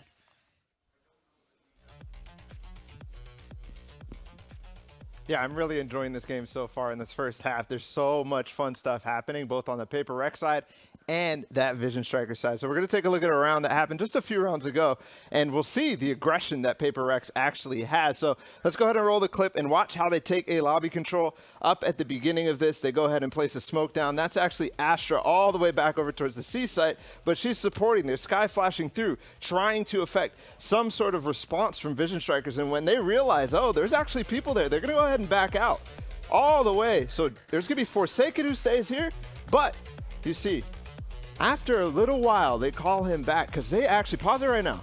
They actually think that, right here, you see this breach? Let's zoom in a little bit. They think that he's about to go ahead and send a Rolling Thunder across the entire site. So while they're waiting for that, he actually sets up to play very aggressively down on C Long. Let's go ahead and roll it here. He has, of course, Divide to send in flashes if he wants to down below, and he does that, but plays aggressively onto that. So Stax has no chance to put that Rolling Thunder down. Let's go ahead and watch that from his POV, because he's full blind actually when he does that. Pause when he gets flash right here. Where do you think he's going? He's going forward, and he's full blind while he's doing that. Go ahead and roll it. He'll get one more kill as King tries to come up on the flank. But from there, you really see Vision Strike was able to still adapt because the site still was there. Stax was able to get the trade. Now pause here. I really, really like this Astro Wall from Mako down below in sewers. He's kind of safe while he puts that down, but look at what it allows, this big Astro Wall. There are two little zones right here that you can actually hide in. One right in the cubby, and then also one right underneath the tower. This is so good from them because they set up a massive crossfire. Go ahead and roll it a little bit, just a little bit. Stax is going to get into the cubby by Graffiti. And then you have, of course, down below, you have the other player. That's RB, who's ready with Stax to have a crossfire. Go ahead and roll it. We'll roll it into the entire time. You guys remember what Stax did here, and RB. This crossfire really, really hard to deal with if you're Benkai, if you're Mind Freak right here, who's just behind. There's Mind Freak, there's Benkai. They're gonna try to push their way through, but it's impossible when you have this lineup of Stax and RB together, and you can duck your way. Pause it right here. You can duck your way in and out of this Astro Wall. No way that you could do much. Another flash comes out, and Shiba's gone. There's no chance for Vision Strike or for Paper Rex to hold on in this case, and that's the end of the rounds. These are the types of things that both sides are really doing and jockeying for position. That mid-round from Vision Strikers was fantastic, and I expect to see some defensive setups because that was a post plant. So basically you're switching the side up on this second half. Pansy and Hypoc, that's going to be really hard to deal with if you're Paper Rex. Yeah, I think it was great to look back through that as well, kind of slow it down piece by piece, because it stood out to us even when we were in the game, but great to look back there, so thanks for that one. Coming into the second half, though, let's kind of bring in the expectations. Let's kind of see where we're at. It's 8-4. Now, I would say Vision Strikers have looked strong. I think even in the losses, they've looked competitive as well. It's, again, for Paper Rex, we've seen some brilliance coming out from Devi, from Forsaken. Where else are we seeing it, Hypoc? I'm going to sound like a broken record here. Go on, do it. Let's see what Forsaken can do. No, I'm joking. But you make a good point. I'm looking for Mind Freak. I'm looking for Shiba. I'm looking for Benkai to maybe have a little more impact now than what we saw from them on defense, because Devi and Forsaken, key stakeholders on defense. We saw a lot of plays set around that, but speaking of that, let's see. Thought potentially Forsaken was just going to go all the way on to B side, but he sent out some feelers there, and a fault line from backside, actually, from Stax is what slows that down. Paper Rex will sit back for a moment here. Pretty much 1-3-1 here. You've got Buzz over towards A long. King on the C site with his turret as well, watching that garage cross. So Paper Rex in the right spot here, and the dash through. Nothing greeted on the other side. How funny. It's a bit of a fake here. I think actually he's going to try and wrap into A-Link and come on the back of this A site hit. But they're not fully biting on the fact that we have one player Forsaken's here. like, there's nobody here, guys. Might as well actually do this now. Screw it, come back around. But does anything go astray? Now they're going to flash out on A long, just saw that go through from the sky, obviously on the defensive side, which will be RB. So here's nothing, knows nothing. Okay, so now we're going towards King instead. All right, so hitting that C side, maybe the audio cues. Forsaken's heard enough to at least give them that indicator, but Buzz is lucky to be alive, but he's going to keep his life for now, and a fight will begin in B. That's to try and cut off those back lines. For now, the spike's still not on the site, and Forsaken, though, has won a critical battle in towards B. King is still alive and kicking, and Vision Strikers, they had problems elsewhere, but they held the site. It's all theirs again, these guys. There was so much pressure. They lost B territory, the rotations were heard, and they were still fine. Yeah, and actually, I mean, we talked about this a couple of times on defense, right? Vision Strikers are just happy to sit back and go, okay, if you want to try and pinch A, go for it. And actually, the contingency was almost King finding some kills before he dies on C site, right? Because they know that that's going to be the focus, effectively, when that site, B hit doesn't come through. And what does he do? He finds 2 kills from back plat after he's revealed by the recon bolt and gets flashed out of that Astra smoke. And even just staying alive that long is such a nuisance. They can't dig him out. Everything's being... Oh, Forsaken. Watching this guy play, man. He's ballsy. I like it. He's a gutsy player. But I'm looking at Garage as well, and already they're starting to build up quick. King might be caught off guard this time. Yeah. Jumping classics. Never nice to deal with. Stax gonna just kind of into this one. Yeah, it actually really is when Forsaken hits him on the drive-by. What is that, Forsaken? Please. Now, they have recovered 2 guns. They have 0 armor. This was like classics, and that was it. Yeah. Still a flash here, though. About potential to get something done, but Mind Freak going to shut him down. RB Last man standing here, and a ghost in hand will find one. It's still doable. Look at the armor. Look at what they've actually got. RB could have done some more damage. Gonna give it up, though. What is this round? This I is the least Vision Strikers thing I've ever seen. Yeah, actually, it's so uncharacteristic to see that happen. Paper Thin's losing more of his hair. He's not got much left. I know, it's dire times. What falls out after that? The facial hair, the eyebrows? It becomes some kind of Tombiz incarnate. What is this round, Hypok? Benkai will find it as well. So 3 upgrades for them. SMG's carried across, and Paper X keep Vision Strikers from stringing 2 together. What is that? Like, I want to say, again, look at that. The first nuts. headshot there, this drive-by This is just wild. Yeah, fair yeah, must play. be nice. Must be nice. So like those 2 kills, fair play. The rest of it, Okay, so yeah, the energy's still up in the Paper X camp. That's good to see. You see them lean heavily towards C-Long here. A Sheriff and a Frenzy. Sheriff in the hands of Stacks. He's over towards A-Link this time around, setting up a fault line out, but Forsaken with the Blade Storm, looking to pile on the pressure here. King falls immediately. just gets flayed alive, just get pushed aside as he does take the site. It's all theirs. They can cross the spike in. They've done very well here. This is very, very quick. But the purchase back, bear in mind, is it's light. It's a Frenzy. It's a Sheriff. It's not much. There's no armor behind it. Odds and ends. Utility, of course, to be looked at too. But for now, Forsaken just going to be stat padding, building that confidence. Right over. I love it. Didn't go well in the end, but now ground should be fine. We don't feed more though, do we? We don't lose rifles, do we? I stopped loving it. Ba-da-ba-ba-ba. We're not sponsored by that. And now 2 still left, RB and Stacks. I mean, they've got the rifle, at least in Shiba's hands. This makes me so nervous seeing this so blind mind freak again. They're doing what they can. Did they get the rifle? I think Stacks did. He could probably just back out from it. Whew. This is interesting. Again, still 3 rounds to make up, but Paper X turn round 2. And they will double down on that as well, picking up the 3rd in the second half. And that's on the back of Forsaken once again. Closes the distance so quickly. Actually, the one on Buzz was clean as well, finding that headshot. They're hitting shots, man. It's just... It's weird. He's got the operator online now. And actually, with that Blade Storm riding through, the way these rounds are played out, he actually still has a 1200 credit buffer, so... here's the thing, it's like, I just looked at Vision Strikers and, you know, within what we've seen so far, they are so clinical in the way they play, so clean. And actually, see if there's any early aggression off the back of the utility. There isn't to start with. I'm going to make the play off it, but it's just strange seeing them look human and make, not necessarily mistakes, but be dictated to by someone like Forsaken. It's credit to him to do it, but yeah, it really catches your eye. Divide, though, going to start trying to make that foray towards middle. You do have that little bit of an exchange of utility at the beginning.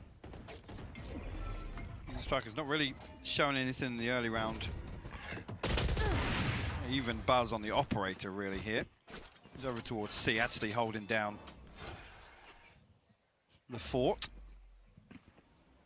Actually, also, I didn't even spot that. Actually, RB's tucked into cubby here, so actually a heavily invested setup towards C in terms of the rotation time for RB to get back across with what looks like is imminent, this A-site hit from Paper X.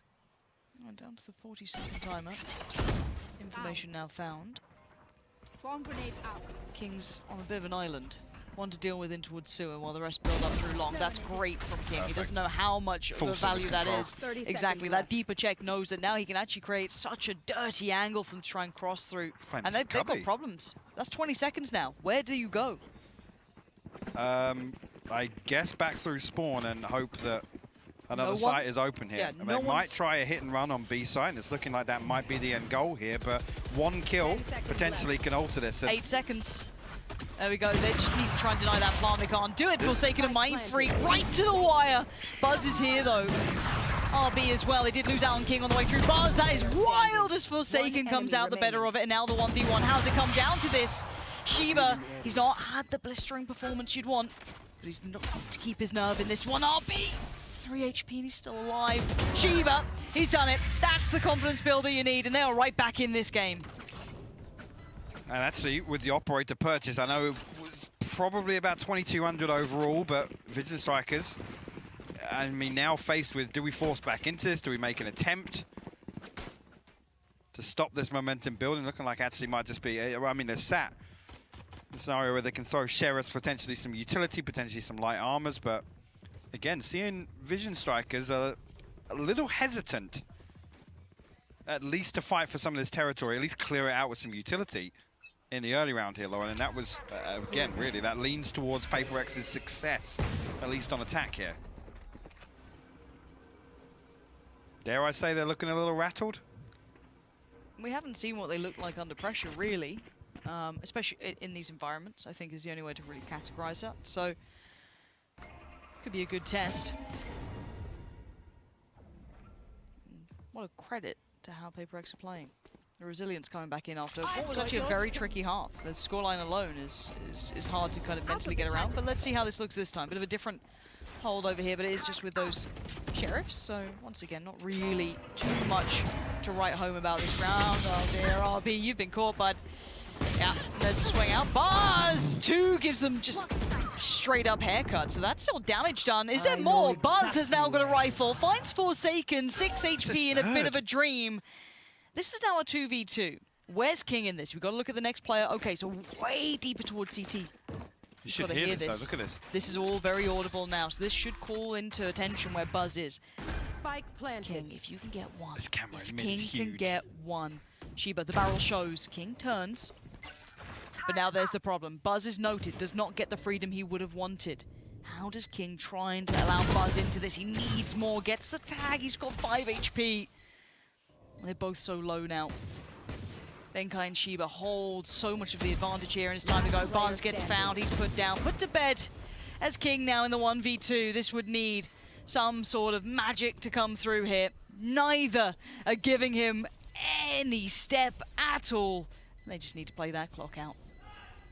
Perfect.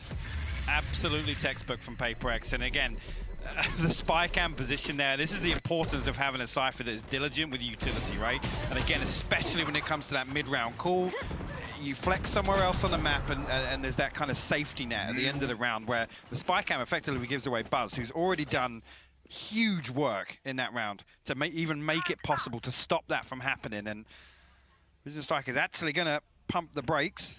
Attack timeout called, and again, this is where I look for potentially a pace change. Vision Strikers to go back to their roots, change things up a little bit, up the pace, up the tempo, because so far, I gotta say, Vision Strikers look very hesitant in the early round.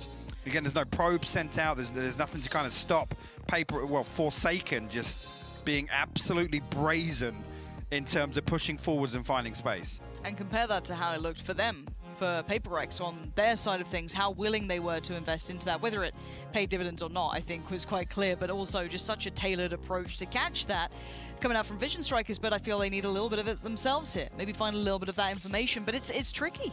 Well, talking about information, actually on the attacking side, Vision Strikers weren't really given much, right? It was more actually, they sit deep, they wait for Paper X to almost, to an unorthodox level, push to find those kills, to find those at least kind of pressure points. You get back into things now. Looking at it, King, the lockdown Buzz with a Blade Storm. Cosmic Divide, Seekers close by. Yeah. On the other side, nothing available, and actually Forsaken not on that operator. Buzz does have one on the table, but again, that kind of indicates towards a much slower approach from Vision Strikers to really find. This. Big peek coming out. Love that from Buzz. We talked about being proactive.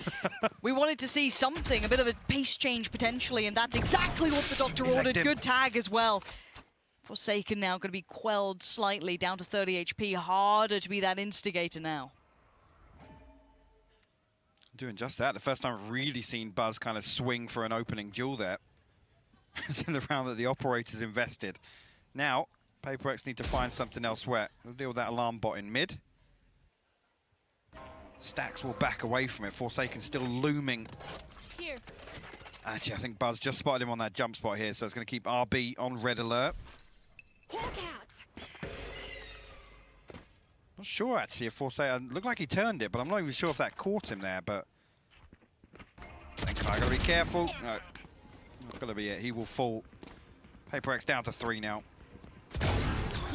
Buzz. Why not show off? This would be double digits made for Vision Strikers, and actually quite a well-needed one. My Paper X really had a bit of a death grip on them, but now Sheba, a 1v5. No freebie at the beginning.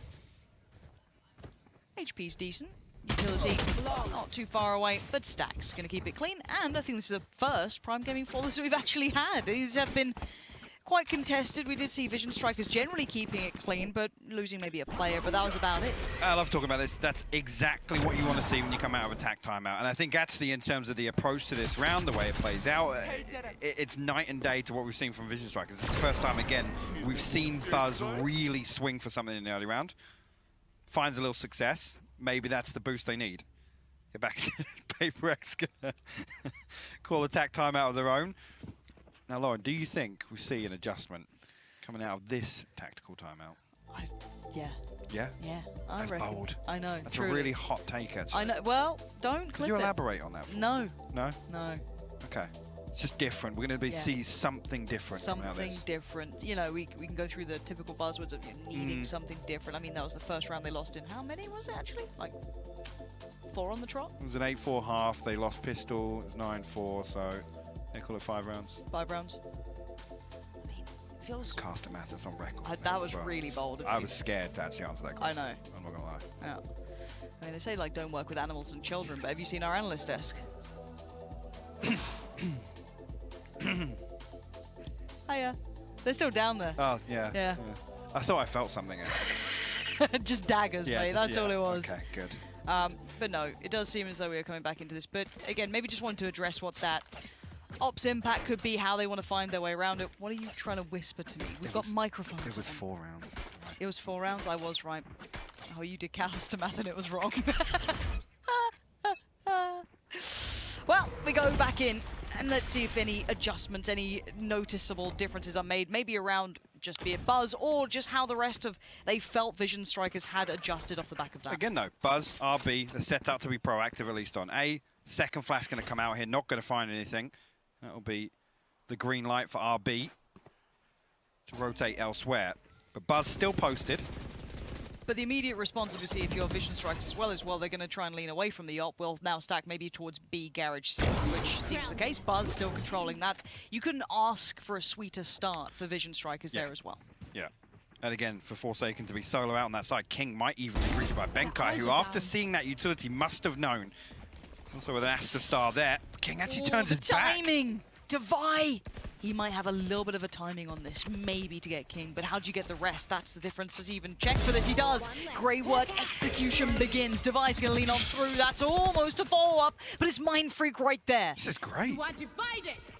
See, Stack's actually got to come away and respect this.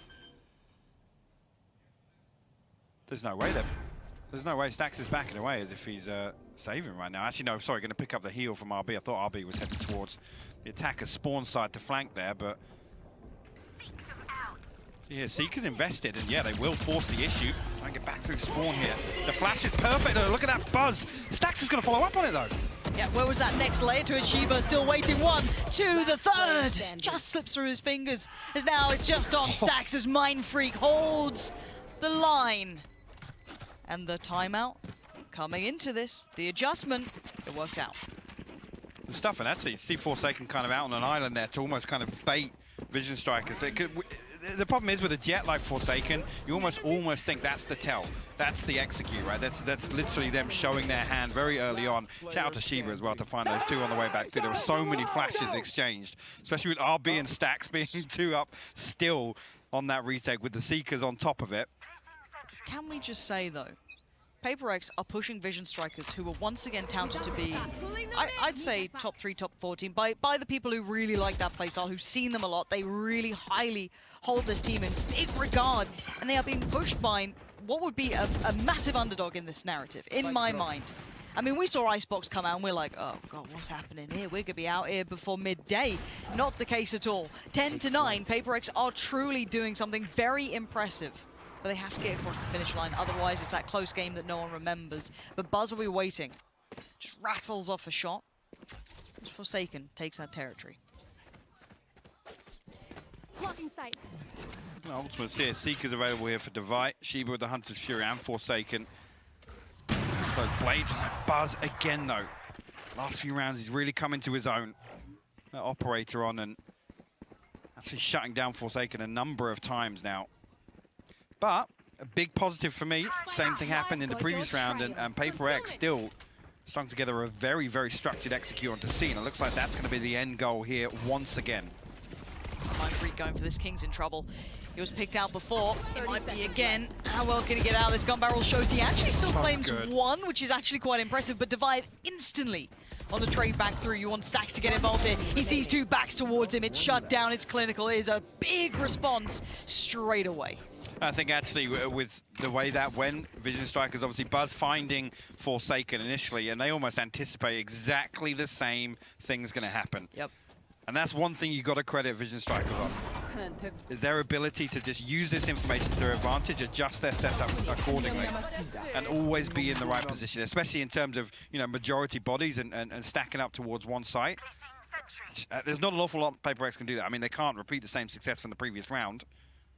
Here. Oh, they've broken the bank. They have. Get out of my way. Blades or no, again, comes Forsaken. Can he find an opener? First time really seen him explore mid, and that's actually why we're seeing Vision Strikers lean away from B so He's much. off. Forsaken's still going. He's deep towards back A. This is insane. Now RB's attention is drawn towards Sewer. This is Forsaken catching rotation. He's in their spawn. And how uncomfortable are you if you're that A player? Suddenly nothing is safe. You're tucked in one corner, and that's all you've got. You can see RB, he's looking, he's trying to check. Flash comes in. No way, Forsaken RB. lingering. How is RB holding the back? He did everything he could just before being stuffed in the grave by Forsaken. But now he's surrounded. If he gets more, this would be a miracle round for him. And he is just living in the Viper's den right now. Up and over he goes! Managed to slip away from that, actually. And Buzz is there to greet him. Seen. Have I now? Last one. Pressure building for him. Got to find another kill. Finally, Vision Strikers in that round. But wow, what a round from Forsaken. Give them a fighting chance. But RB straight away responding with 3 kills. And ultimately putting Vision Strikers back in the driving seat. Gives them a man advantage. Perfectly lines up. Actually, I'm lucky not to find the last Forsaken that catches him for the trade. I mean, that was still pretty much an eco with an ult. So, context-wise, I mean, the problem is that it's 12, right? So it's map point to Vision Strikers. Might not count for much. Yeah, this is Vision Strikers map, so again, take what you will from that. But these two teams aren't unknown to each other. They will be scrimming. Southeast Asia and Korea play a whole lot. So at this point, well aware of each other. There's the ult popped already very early on from Shiba. Does he get anything for this? A little lackluster in my mind with that. Oh, Mako is anything but, though. Look at that. Perfect control as they try and make their way towards C. He's going to get a little aggressive as a way to finish it. 13-9. Vision Strikers closing it out on that flawless round. Hey, let's talk benefits, though. Again, I'm impressed by Paper X's performance initially here on map 1. Big surprise for me. I mean, look at actually the first 10 rounds, how that played out. I think we were at potentially a 7-round deficit there, where it looked like Vision Strikers mathematically were going to win it in the first half. So good first performance for them, but that just goes to show Vision Strikers, you give them the opportunity to kind of get a grasp and get comfortable, and towards the end of that half, actually, yes, Paper X found a few rounds on the back of Forsaken individually, but some of these setups from Vision Strikers, again, once they can get a feel for it, they're just always in the right place. What a way to close things out as well from Marco. I love that. Get a little aggressive. Send a message. And speaking of sending messages, this is the first time we were looking at what Vision Strikers look like at LAN, really. And I don't know if this is a really big performance from the opponents or what. I'm going to be honest, I thought this would be a bit of a one-sided affair. I did, yeah. I came into this thinking Paper X have an opportunity to kind of show us what they're capable of. Obviously, Vision Strikers, I think we have a much better grasp on where they sit, especially within the region, especially with the benefit of seeing F4Q play as well. Indicators-wise, I think eyes look towards Vision Strikers to be the ones to really, really run this home. But like I said, I'm impressed with Paper X in round 1 here. And yes, we can talk about the map veto. This one probably leans in favor of Vision Strikers. Hey, let's go to Icebox. Let's see what's left in the tank. Yeah, I mean, what do these guys have up their sleeve? This is the map that they're okay on. Maybe they left it in there as a probable pickup, but their choice is Icebox. That's really piquing my attention. Now, Beyond that, though, individual players that stand out to me for, let's say, PaperX. Obviously Forsaken. Obviously, he's a big talking point. But his support in this as well. Devi had some brilliant rounds. Again, that Skyjet combo worked really well between them. Yeah, I think it's also fair to say, I think particularly on map 2, I'm going to look towards a couple of other players potentially to step up. Where are the layers to that? What's the depth of his team? So again, in terms of repeatable success, it cannot be on a Jet player time and time again, especially against a team like Vision Strikers. They're going to be so well equipped to kind of deal with those sorts of players. It's in their blood. It's in their region. Truly. Yeah, it is. And now with Icebox on the horizon, is there any takeovers or kind of things we need to pull into? I mean, obviously, we've got Forsaken coming back into this, but is there anything that's standing out to you that we can maybe garner from map 1 and then consider for map 2? Not an awful lot. Whether or not we see Vision Strikers maybe adjust once again. There were a few rounds I was looking at them, I was thinking Vision Strikers are playing this so passively, and they're almost anticipating PaperX to become even more daring with what they were doing. And actually, I think PaperX in a few rounds towed the line perfectly in terms of finding that balance. Now with the map victory, does that carry across to Icebox? Vision Strikers may be a little more hesitant to really force the issue. I think actually starting sides, it suited PaperX a little better on Haven. I tend to agree. Do they have the same benefit on Icebox though? Couple of questions we want answers to, and I know a couple of people who are going to give them, but after they wrap up what they thought of this map as well, we're going to go to the analyst desk after a short break, and then you'll be back with us.